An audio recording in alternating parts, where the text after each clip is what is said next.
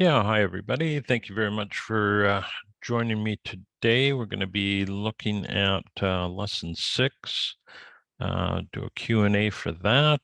We're going to basically review lesson 6, take a look at the web soil survey platform that the USDA has, and then we can take some questions, look at some examples, and yeah. Should be pretty straightforward. So thanks again for joining me. I'm going to just share screen here.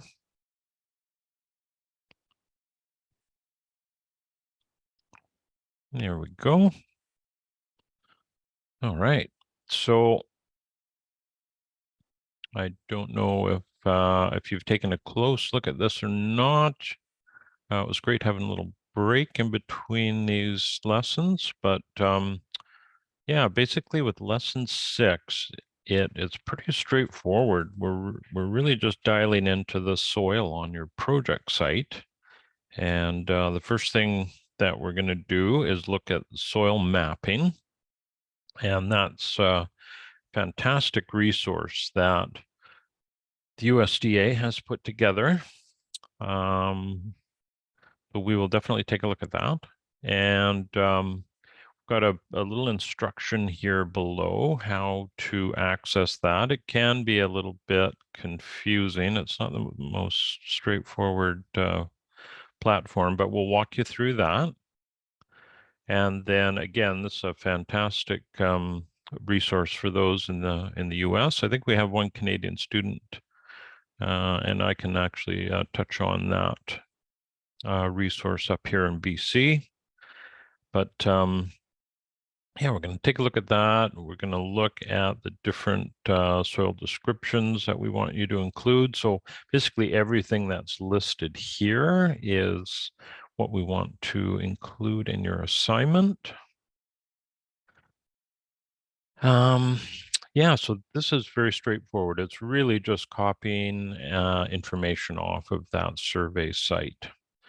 And then what we're going to do, we're going to compare your project site. We're going to have you do a soil test on your project site and compare that with the mapping, and then a little narrative on that. So the soil testing is, again, a fairly simple process. We're doing what's called a jar test, and that's where we're going to take, say, a mason jar or a honey jar, and we're going to add a sample, a soil sample. We want you to dig a test hole, 3 test holes. I think we're doing 3. Let me just check on that.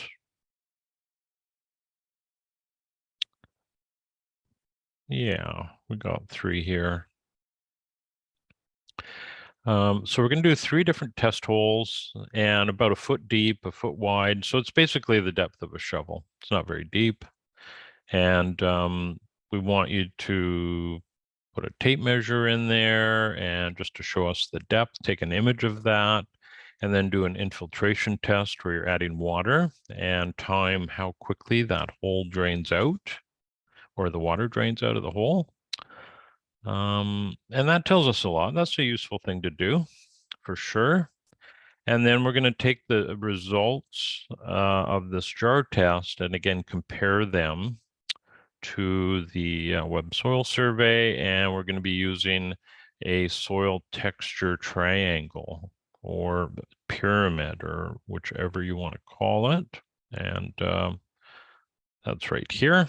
So based on your jar test, the percentages of sand, silt, and clay, that will land you in this triangle somewhere. And, you know, the ideal is to be in this sort of loam area.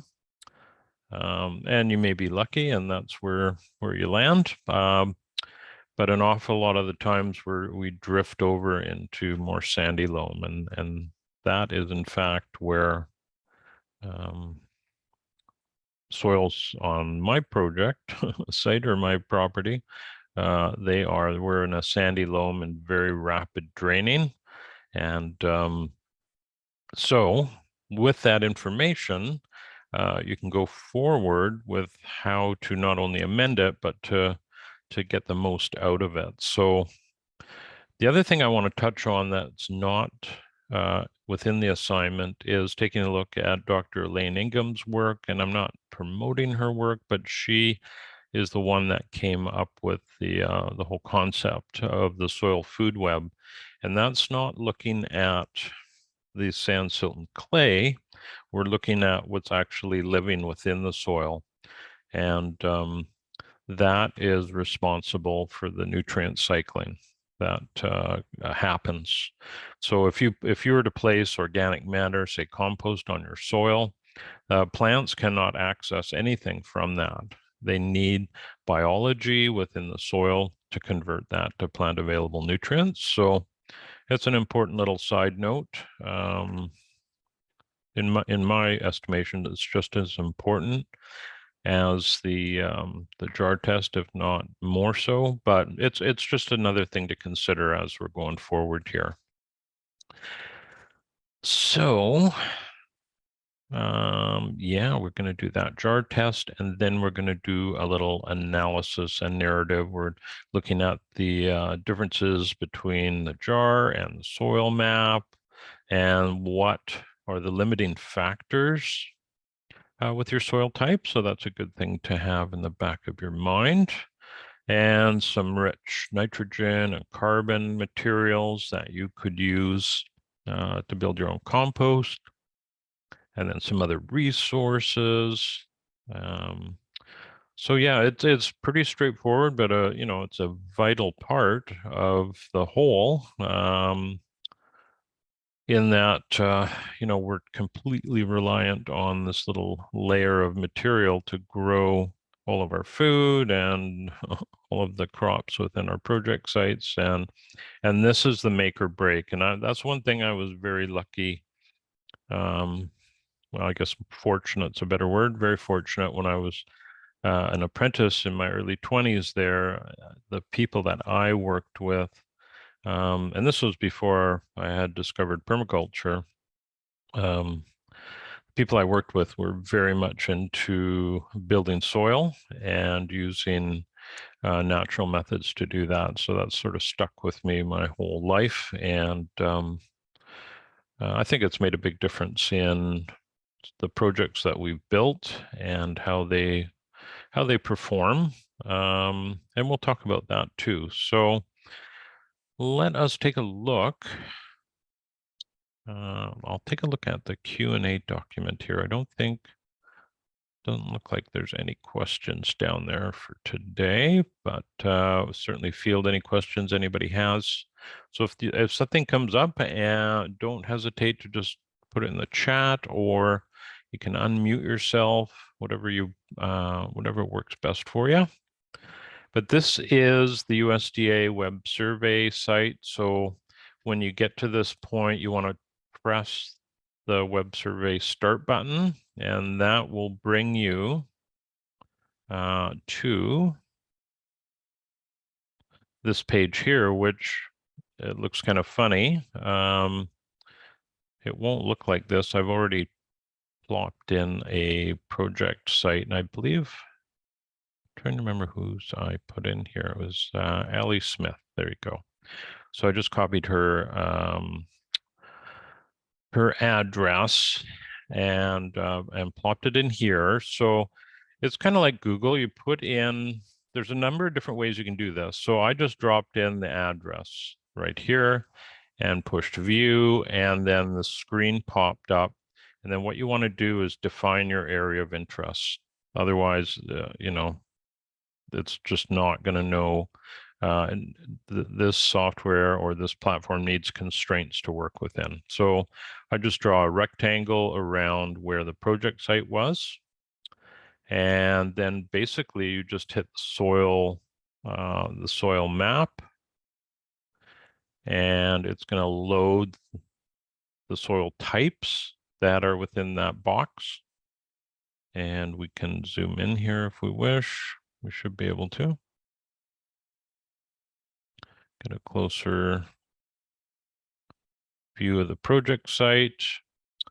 And then we have a list of the soil type that's in that area. So it's a sandy loam. We can click on that, get a little bit more information on it. And this is the info we want to place within our assignment. And there are, you can go much deeper into this website, and I'll let you do that if you feel like doing it. But yeah, it's a pretty rich resource. So we do have one student in British Columbia, Canada here. And if you just Google BC Soil Map, that's the Soil Information Finder tool. And you can go there, and it's a little bit more user-friendly. Just go to the soil survey, and you're going to drop in. Here I can just put in the town I live in.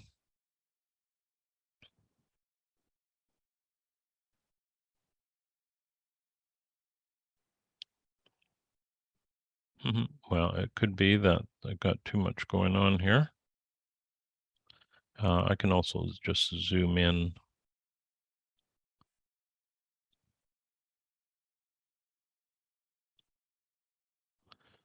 So there we go. That's a little demo for Philippe. That's in, I believe Philippe's in Vernon. I can't swear on that, but yeah, this is a great tool. I use this a lot in our work. So it's a very similar one to the USDA. So that's basically that. We're just trying to get an idea of the survey that's been done within your project site. Now, you know that we've got, urban development here. So in all likelihood, the soils have been disturbed and probably has a little more sand within it. So in all likelihood, it won't necessarily match up perfectly with your tests. So, and that's no worries with that. That's why we're doing the jar test, just to make sure that we know what we're dealing with the project site.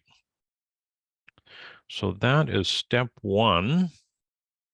And we can go here and see on the template file that basically on this page, you want to take a screenshot of that USDA map, and then you want to fill in this information, or you can simply just copy and paste it from the website.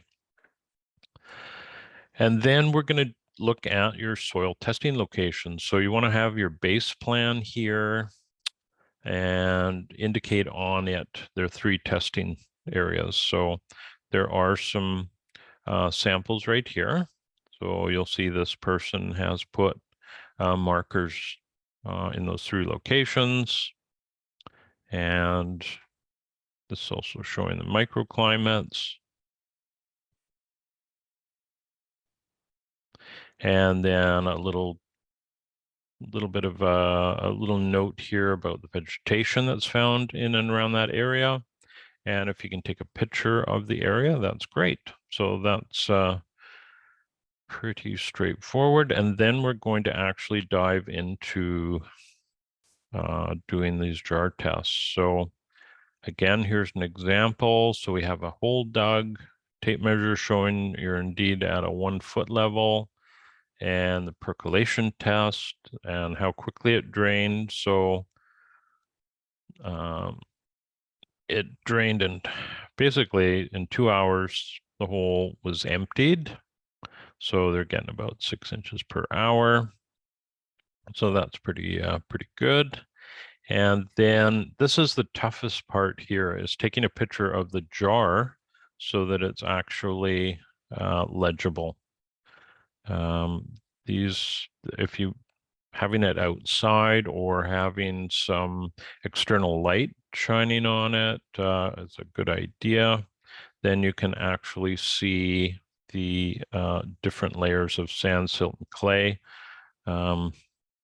If it isn't visible, or if it isn't really clear, on the assignment. It's tough for me to verify that, and which is no big deal. But if I can help you out with this, that's great. So in this case, you can see we're right.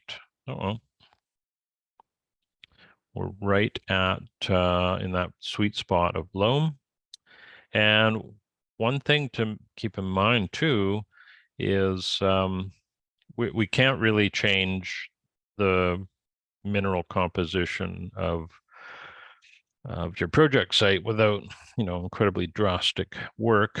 But you can, let's say you had sandy loam or even almost pure sand, you can still have that behave like it's loam. So we'll get into that a little bit later. So all is not lost if you're at one of these far ends of the triangle. It's just you're going to have to do a little bit of work to amend that material to get it to behave differently. And then we basically do the same thing with those two other test sites. So these are all duplications and visual description of the soil. That's a good thing to put in there. You might find a lot of worms. You might not see any soil life at all. It could be that when you're digging the hole, it's really hard to dig and doesn't have, you can sense that there's a lot of compaction. So that would be something worth noting.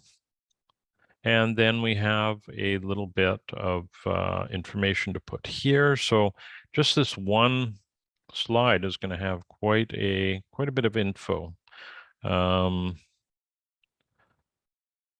Yeah, so again, there's another example here, and that's pretty good. Pretty good jar test. That's a different way of showing the soil triangle or sort of soil pyramid. Doesn't really matter what you choose to do, whatever works for you. And then that's number 3. So again, all the same. And then we get into the soil analysis. So some of the limiting factors. So if you think about that, if you had soils that were very, very heavy clay, what are some of the things that might, be a limiting factor within that? Well, you may have very slow draining soil. It may be that in the winter it's extremely wet and you can't really get onto the land easily. It may definitely hold water quite a bit. And even the opposite, where we're looking at very sandy material, the limiting factor might be it doesn't retain water or nutrients very well. So those are some really key things you want to list here. And those limiting factors are really going to help you with the strategies on how to make soil improvements. So, and how do these compare with the maps? It's another interesting thing to dive into. And then some of the goals. So what are the top goals? And it probably doesn't matter what type of soil you end up with. You're going to have to consider what you're going to do to maintain. You're not really going to be shifting this composition, but how you're going to improve, increase, or maintain the life within the soil, because that's really going to make a difference between your plants being happy and them not. So that often revolves around organic matter or compost. And then we have a SWOT analysis. What's your takeaway with the lesson?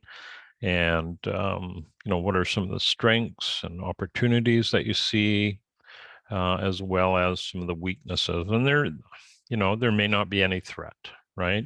But there, in all likelihood, is going to be some weaknesses. And then you can just draw your conclusion down there. And if you have any questions, or feedback, you can pop them in the last slide.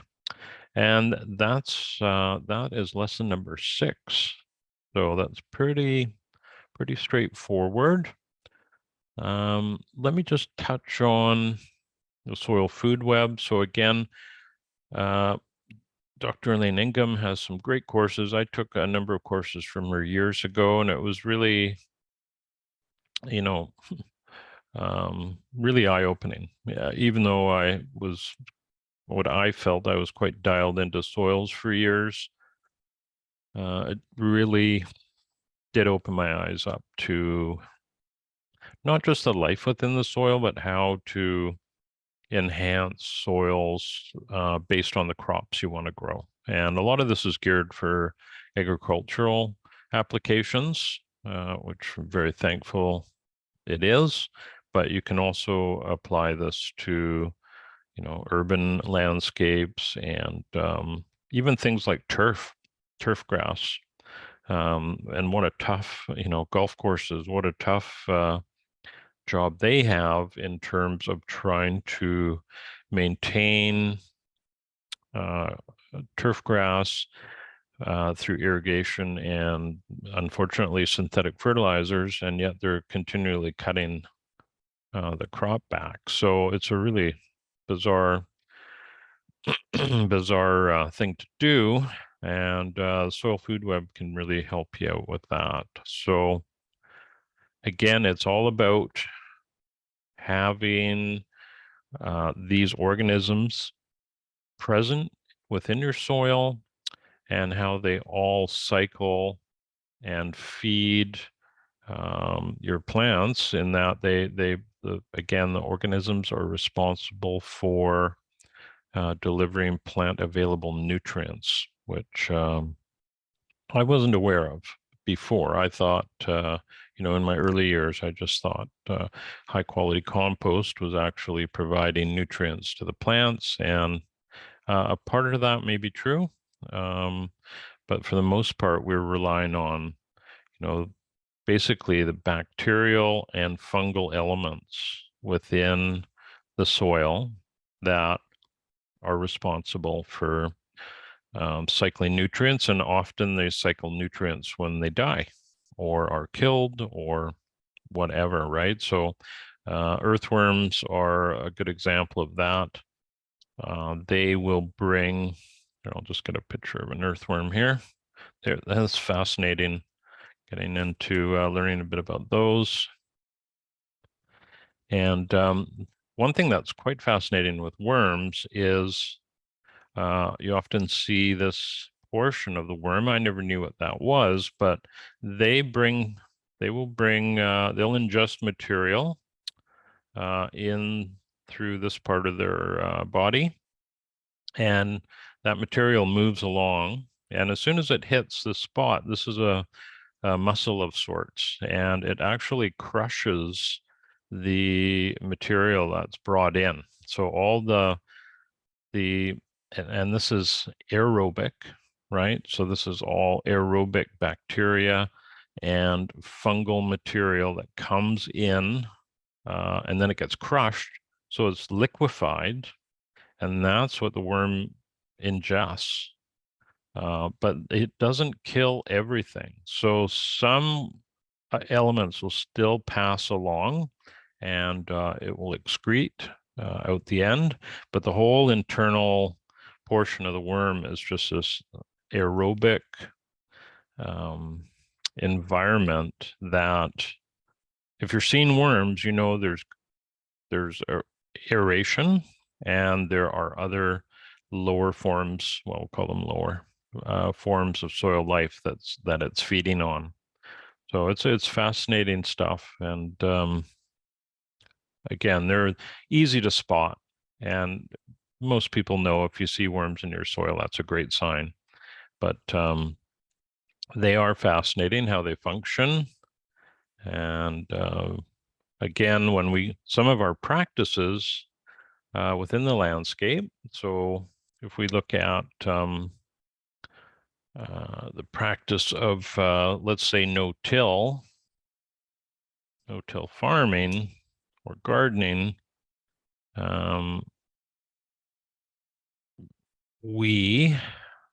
This is a good example where there's a cover crop that's been seeded, so minimal disturbance, right? So why is that? Why are we worried about disturbing? Well, you can see just with an earthworm, the more disturbance that you create, the more carnage that's coming into their life. And that's another good example of a cover crop that was knocked down. And then it looks like we've got, not sure what crop that is, but these have been planted right into that, not into the mulch, but below that mulch layer. And you get way less weed pressure. So these are soybeans and all that litter. So a lot of people see that and go, "Oh my God, that's messy," and well, that's an aesthetic. That's an aesthetic thing that some people will have a hard time with. But the reality is you're just allowing for a habitat for all kinds of organisms, right? And this kind of plays into interplanting. I know that we do no-till in our veggie garden. And now there are some things that you'll extract, like carrots, where you're going to have some disturbance. There's no doubt about that. But when we make any sort of disturbance within our landscape, we're basically within our annual vegetables anyways, what we do is use a broad fork. And this is how we will decompact our soils. We have what's called a penetrometer, and that tests for compaction. You don't necessarily need that, but we use it on our job, so we might as well use it at home as well. And basically push it into the ground, and it has a little gauge on it, and it tells you how many pounds per square inch of pressure is required. So if it's with our annual vegetables, we basically get 14 or 16 inches of pretty fluffy soil, right? And we don't have to dig it over. We never do. This year, I did quite a bit of broad forking in a new area we were developing for potatoes. Actually, I just took a picture of it the other day. I'll try and transfer that over while we're chatting here. So this is the tool that you might want to seriously consider if you are going forward with a homestead and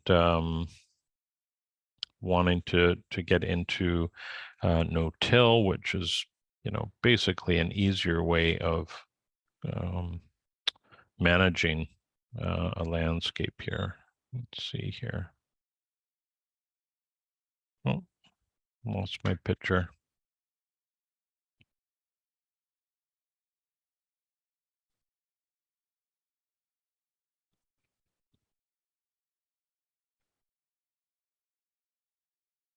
Okay, I'll get to that in a minute. Tommy has dropped a note in the chat here. Teaming with Microbes, a great book. Excellent. Oh, that's great. Well, thanks for mentioning that, Tommy. Yeah. Yeah, it's a very deep subject. No pun intended there, but it's everything, basically. You can have, the best design in the world, and if when you get to the plant elements, if it's not there, if your soils aren't prepared as good as possible, then you're going to have some disappointments. And if you go the other way and you're really conscious about those soils, you get a huge response. Here, let me just show you something here. I'm going to stop share.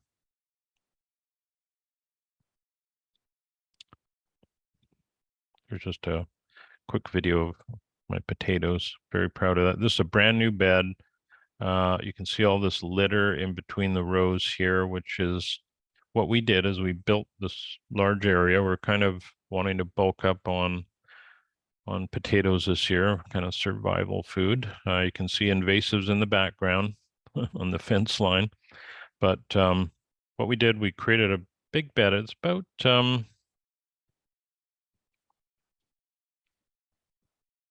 it's probably 70 by 30. Uh-oh. I don't know why it did that.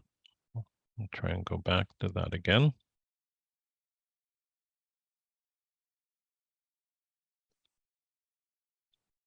There we go. Just a quick shot. So what we did is we had it had the area roughly prepped with an excavator last fall, and then we put some winter field peas in there over the winter. We put a layer of compost in. We put the field peas down, then we put compost over them to protect them because we've got so many birds in our area, they eat half of them. And let that grow. And then when we were ready to start working on potatoes, we cut down the field peas and put all that debris in between the rows here. So these have done pretty well. And again, this is kind of a no-till approach, but it gets a little bit, well, we could say it gets a little bit harder when you're dealing with crops like potatoes because they're pretty disruptive. The planting, although this year we took a slightly different approach. We used to follow a friend of ours, a farmer, and he had an interesting method where he would dig, well, probably a 2-foot deep trench and drop his potatoes in and then backfill them partially.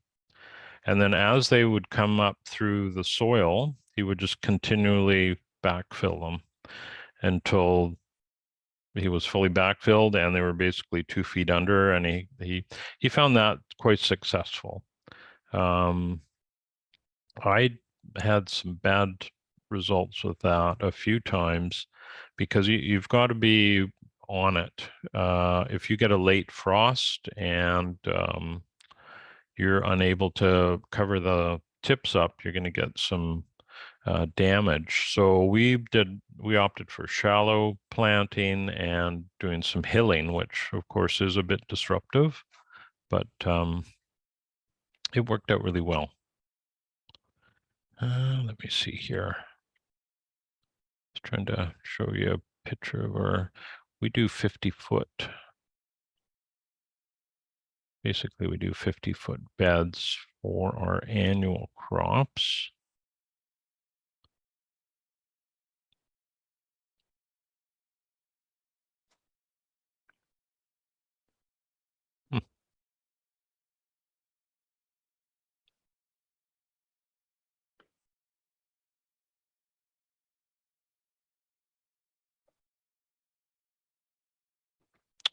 Not sure why I have trouble finding.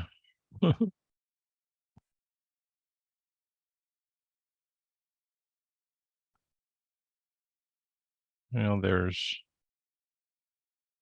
okay, I'll just shift over to that.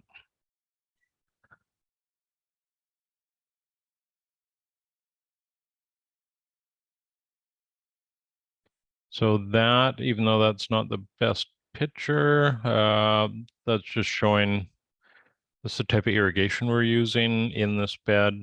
So it's kind of a micro spray above ground poly tubing feeding that. And these are 50-foot long and we've got 5 of them and we grow a lot of material in here, a lot of brassicas. There's an older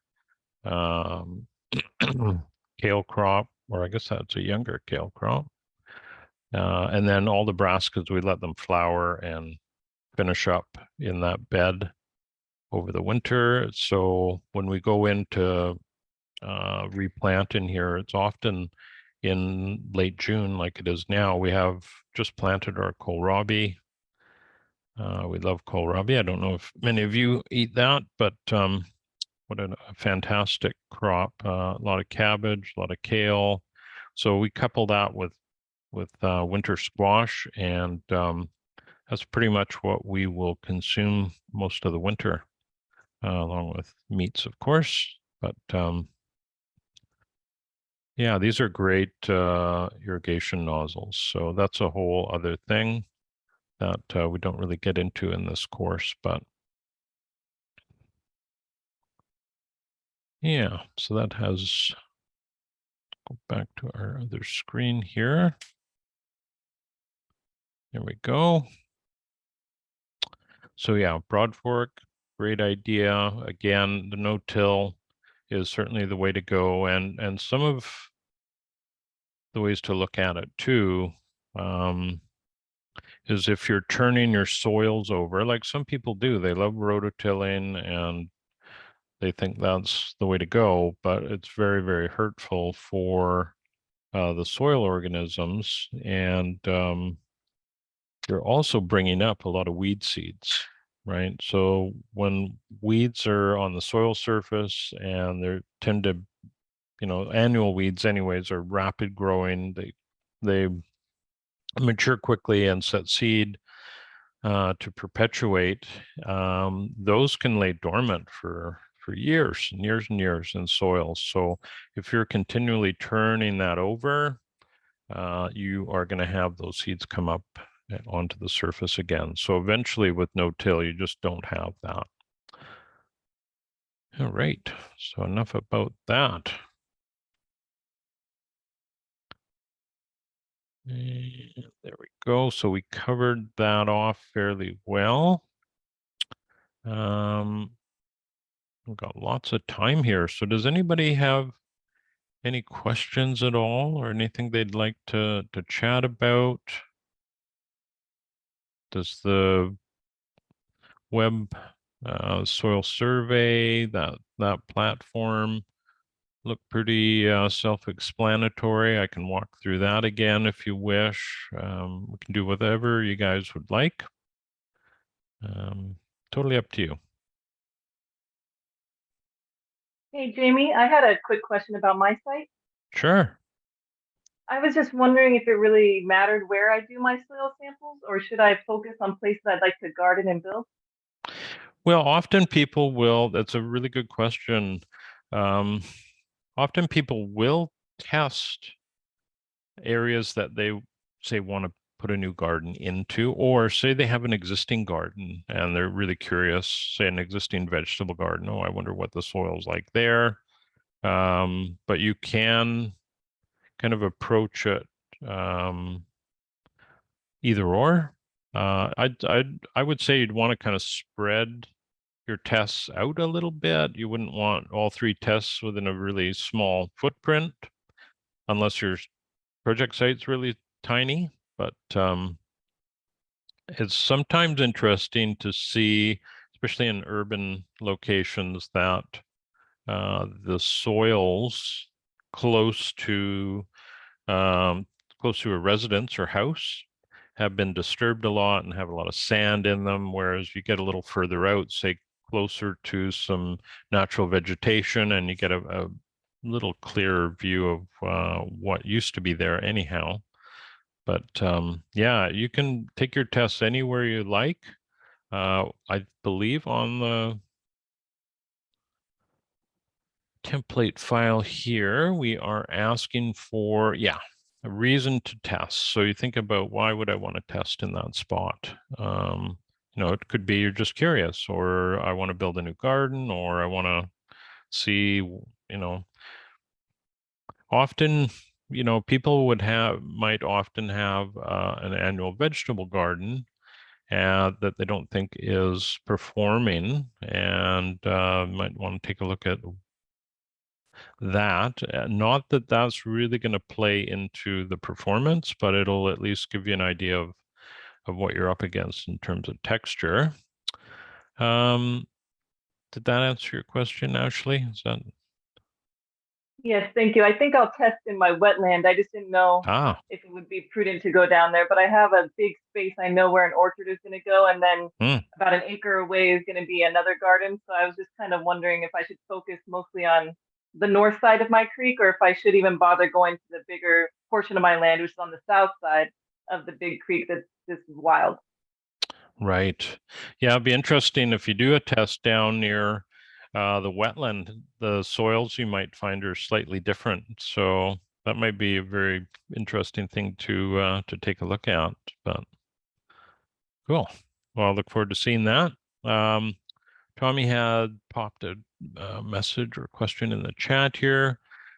With your work, do you find you often go further into soil testing?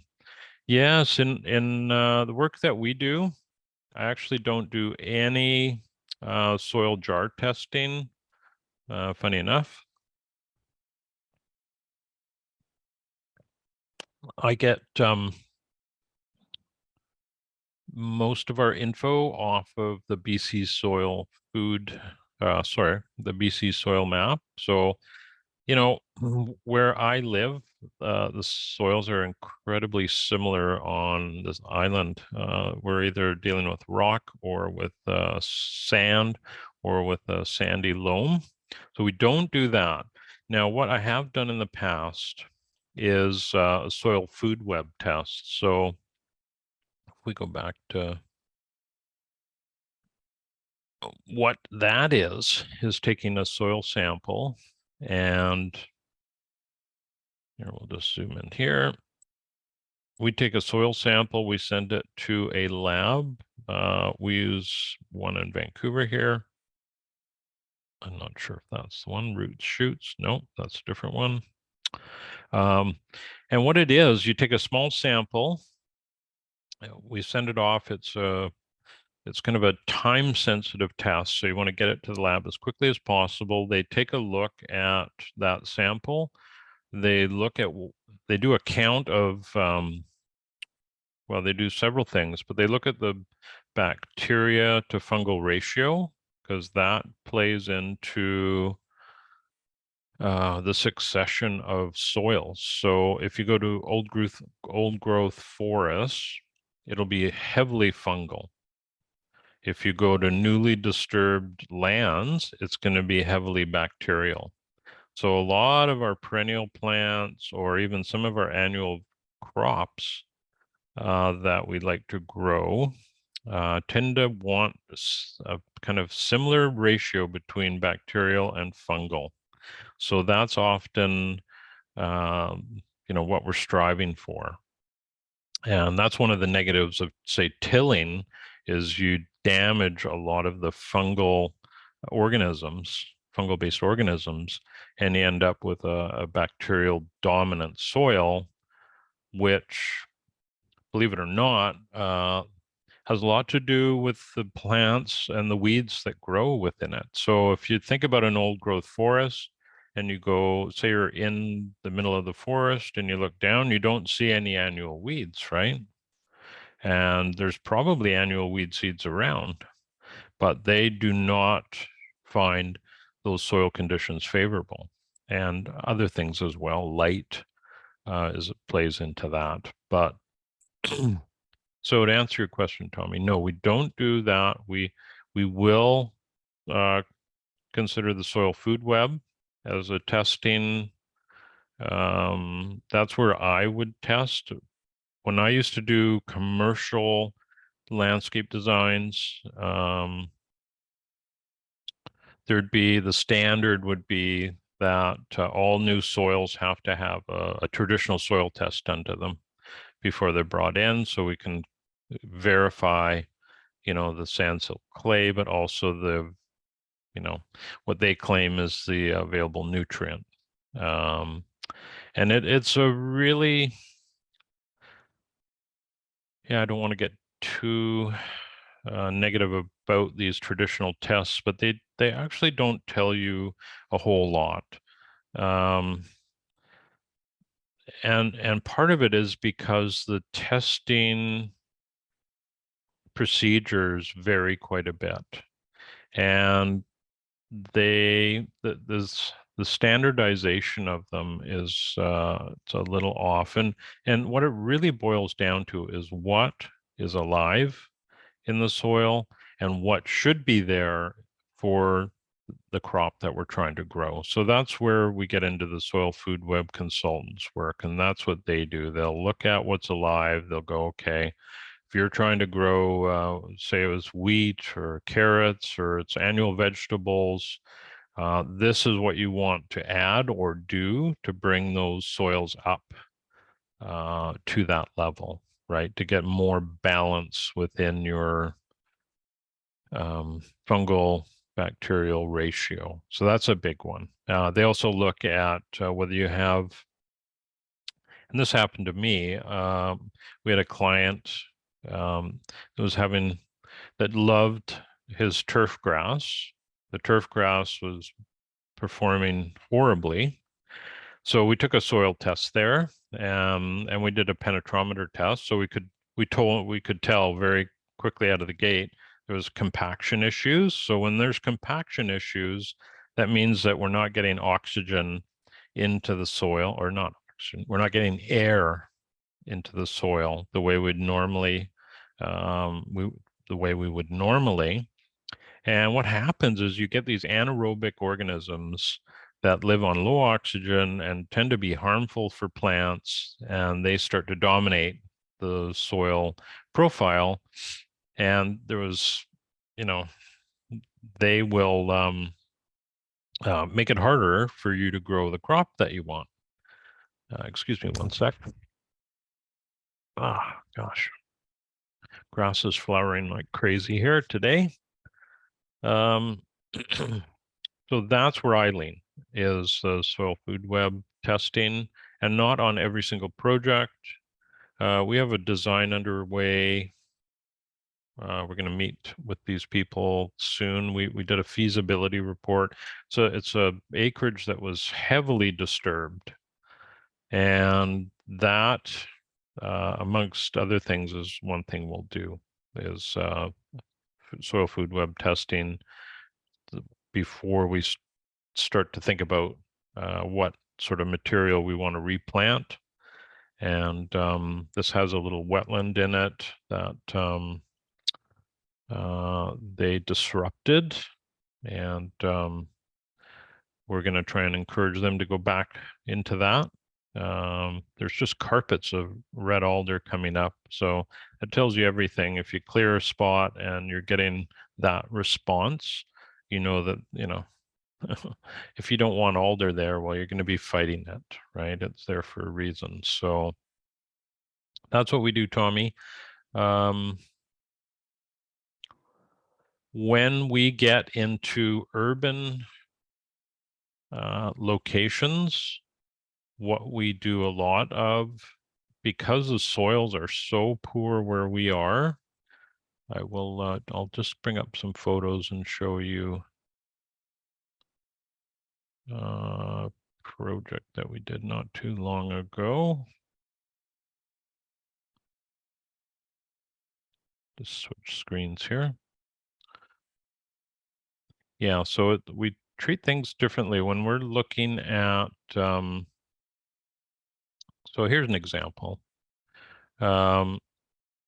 We designed and we're installing a landscape on this property. It's a little urban spot, and got a bit of a slope there. So we ended up peeling the turf off. This is where there's going to be landscape put, and we saved the turf, right?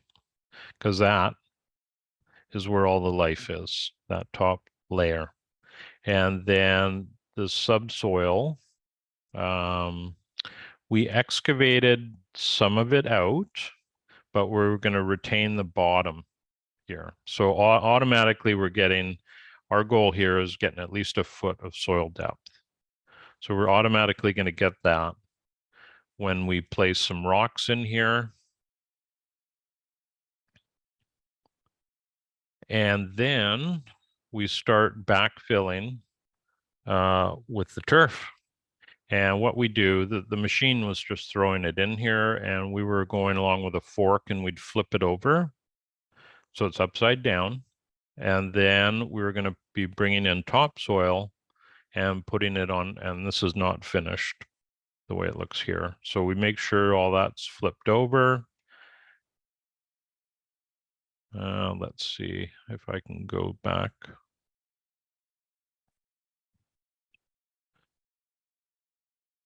I'm sure I have a picture of, we're doing all the prep here before we brought the soil in. Anyways, we brought a slinger truck in. There it is. So these are great. So we did all our irrigation, right? Got all our irrigation roughed in, and then we just basically sling the soil in. So it got most of this area. So that's super easy for us. And then we got our 1 foot of soil depth, because in this area, this was all going to be herbaceous. There weren't going to be many shrubs in it. So even though the soil looks beautiful, right, it's just completely dead. And what we do is after planting, we make sure we get, so there's part way in. So it looks great, nice material, nice and dark, but it's basically lifeless. And after planting, what we do is add the highest quality compost we can get. And I don't know if I got a picture of compost in here. No, I don't think I do.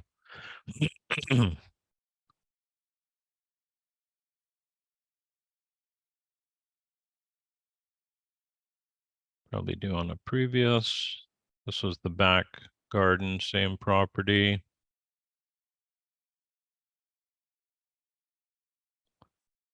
And that's what the compost looks like, right? So super dark, really high quality, best stuff we can get. It costs an absolute fortune, but this is what jumpstarts all of our landscapes. And then we get a really good response. So, that's basically the first year, right? So boom, off to the races. And then it just gets better. So we kind of cheat when we're doing urban because of the poor quality of soil. Now, if you wanted to, you could amend it, and it would just take you longer. When we get into acreage sites, we're definitely amending more, but it depends on our clients. Most of them want their landscape to respond quickly. So to do that, we have to do some importation, and it's not always it's not a cheap process, we'll say that.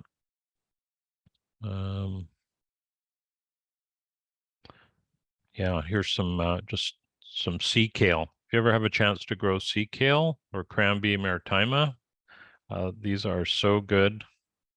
Really tough perennial. Yeah, so we did a rain garden on this job as well. And this is an interesting, we dug this rain garden out, and as we go along, we're just shooting elevations, and you can see how the soil changes from the sandy loam, boom, into a hard pan clay. So because it's a rain garden, we don't want that. So what we did was we put in a bottom drain, because at this time of year, it was already accumulating a little bit of water.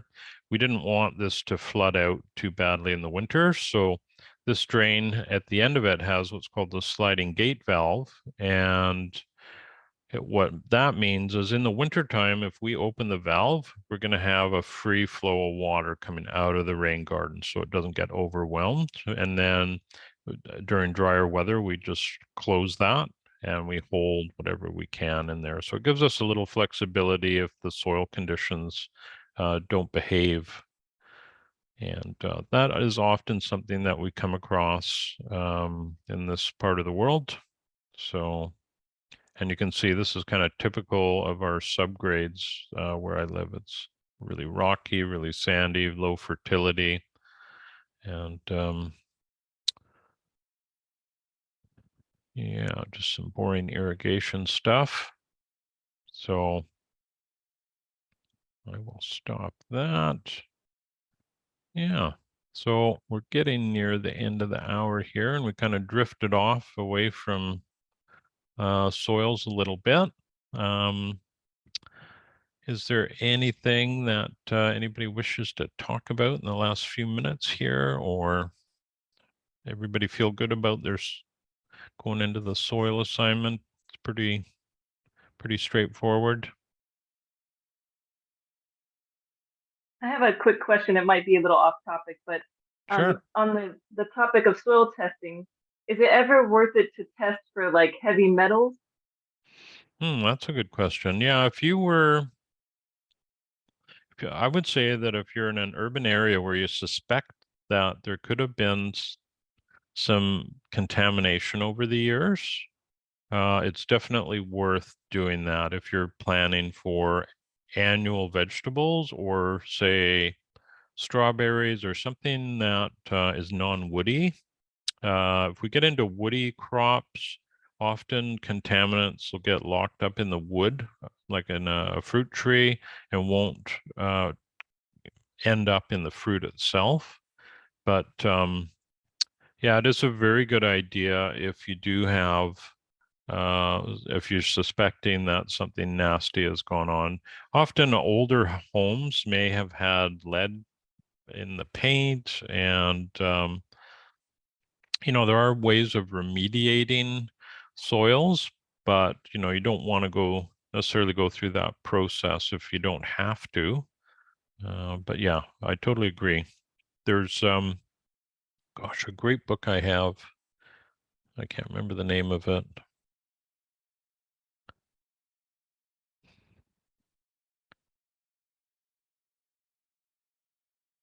I don't see it. I got too many books. But yes, remediating soils is another fascinating rabbit hole to go down. I mean, that's one thing about permaculture, and what I found, especially after going through my PDC years ago, is just wow. There's all of this information and all of these different things you could look at: soils and rainwater, um, biochar and hugelkultur, and I tried to make sure I didn't get trapped um, going down one, because I was going to become a soil food web consultant, and after the training, I just thought, wow, this is going to be a full, like I'm going to have to fully dive into this, and designing and installing will have to fall off. I couldn't do both. So I thought, no, I don't want to do that. I like the creative end of it. So good to know. Really good information, but I